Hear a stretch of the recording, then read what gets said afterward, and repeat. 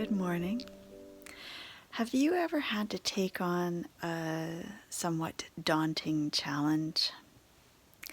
I'm finding myself in that position today. For the next few days, I have to handle a bunch of things that I'm not accustomed to handling and that are pretty intimidating.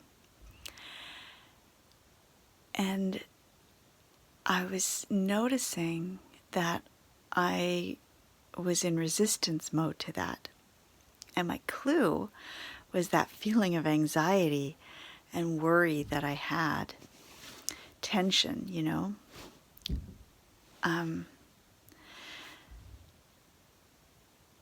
So, at the same time this morning, while I was kind of noticing all of this, I was listening to the red-winged blackbird sing outside my window. I guess it's a tricolor blackbird here, but it's very close to the same. And I love blackbirds. I think I've said this before. Their song just reminds me of, my favorite place, my kind of soul home when I was a child and growing up. And I was thinking about the blackbird and how every spring it grows a brain, in essence. It not entirely. Its brain size increases. I can't remember how much. It was like double the brain size or something. Don't quote me on that. But the brain actually develops the ability to sing. At the end of mating season, that kind of fades away. That literally the brain, the part of the brain in charge of the singing, sort of dismantles itself. And I guess it doesn't need it for the rest of the year. And then every spring, it regrows the ability to sing for its mates. And I thought, what a great metaphor. When we face a challenge or something that's new or something that we're uncertain of or, that we're just not confident in. I mean, first we have the option of what story we're going to tell ourselves about that. And I was telling myself a story about how scary it was and whether or not I could handle it and not wanting to do it and that kind of thing. And then I decided that wasn't a story that was very effective.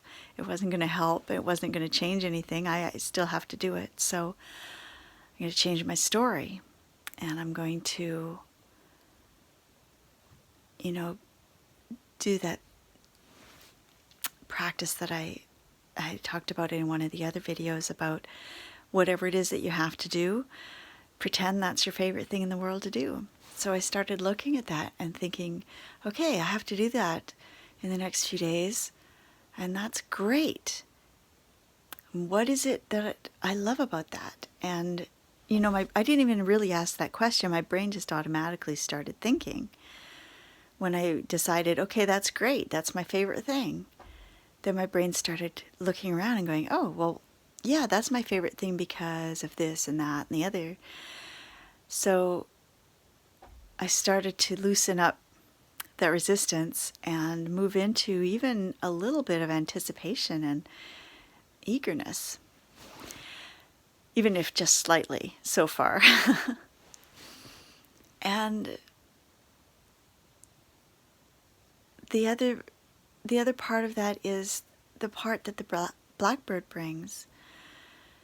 When we're doing the same things and we're in maybe our comfort zone, we don't have to grow. We're not challenged in any way. We're not inspired even. It becomes a rut. It becomes predictable. We know we can do it. That's why it gets boring. It's those things that challenge us to rise beyond what we know we can do, or maybe sometimes even what we think we could possibly do, those are the times that, in a way, are exciting. At least in retrospect, once we get going and once we find out we can actually do this, there's a real excitement in that, because there's growth and there's like an appreciation for ourselves. Wow, I didn't know I could do this. And here I am, I'm doing it. We get to expand our sense of ourselves. We get to expand our capabilities. We get to know more of what we're actually capable of. And that's a really wonderful feeling, to know that we can handle things that we didn't think we could handle. It feels great. It feels very empowering, and like you can take on the world then. You can face those challenges and the next challenges, and you can take that risk for your dreams that you maybe were leery of taking. And you just, with that bit of extra confidence, what can't you do? So that's what I'm facing today. And that's sort of the practice that I'm creating around it. Remembering the blackbird. Every time I hear the blackbird sing, it's a reminder that I am growing literally parts of my brain that haven't been called on before. And I'm growing literally, in fact, muscles that I haven't been using. And growing a sense of myself that is more strong and self-reliant and capable and empowered by doing these things that are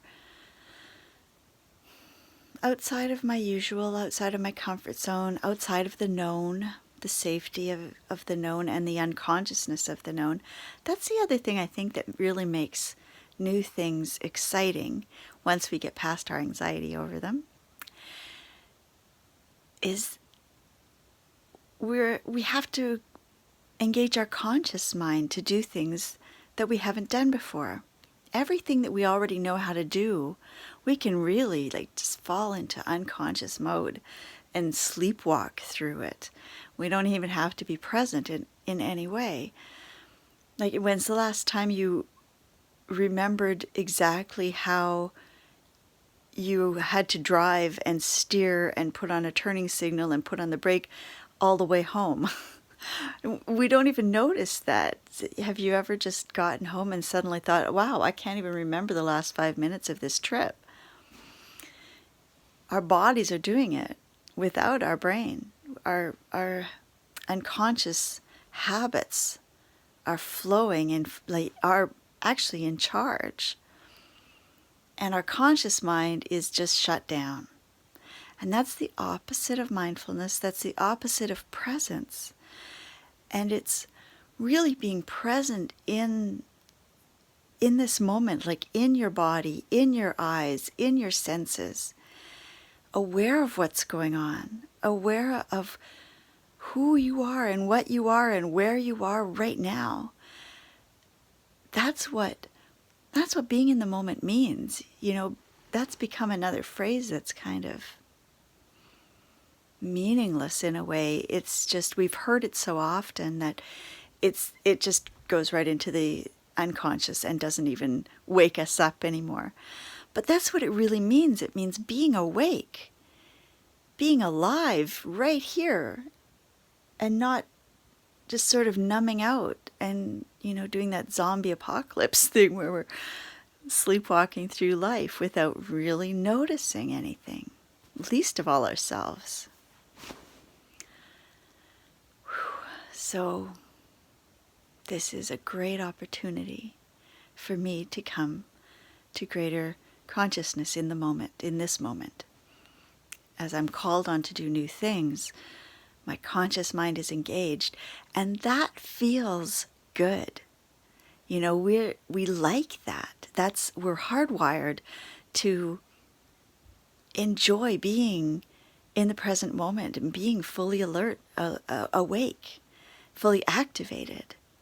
And that's what happens when we face a challenge. And I think that's why some people live on that,